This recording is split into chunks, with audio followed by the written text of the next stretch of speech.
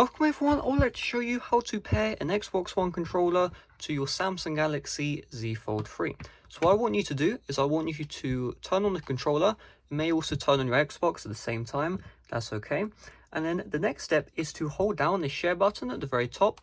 Hold it down until the logo starts flickering. Once this is the case, your Xbox controller is now in pairing mode. So in order to pair the controller, I want you to open up Settings. Then I want you to tap on Connections, Bluetooth, and you should see in Available Devices the Xbox One controller.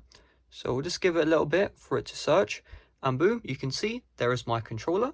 Just tap on it right here, and you can see it now says pairing, Bluetooth pairing request, pair with Xbox wireless controller.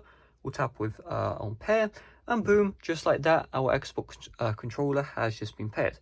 Now it wants you to download the Xbox Game Pass. Just tap on back, you don't need to download that.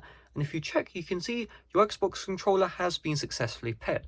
Now the controller will not work in all games, just keep that in mind. So for example, Minecraft will support an Xbox controller. So what I'm going to do is I'm going to navigate, and you can see boom, I press A, does the action, all that good stuff. So you can control Minecraft with the Xbox One controller. You can also control the operating system as well. So you can see I'm moving the analog stick and it's moving around the apps.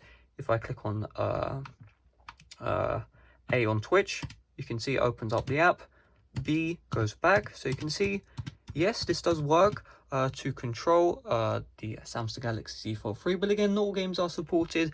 That is one important thing to keep in mind. So hopefully this video helped you out. If it did, make sure to smash like, subscribe for brand new. See you guys later. Bye-bye.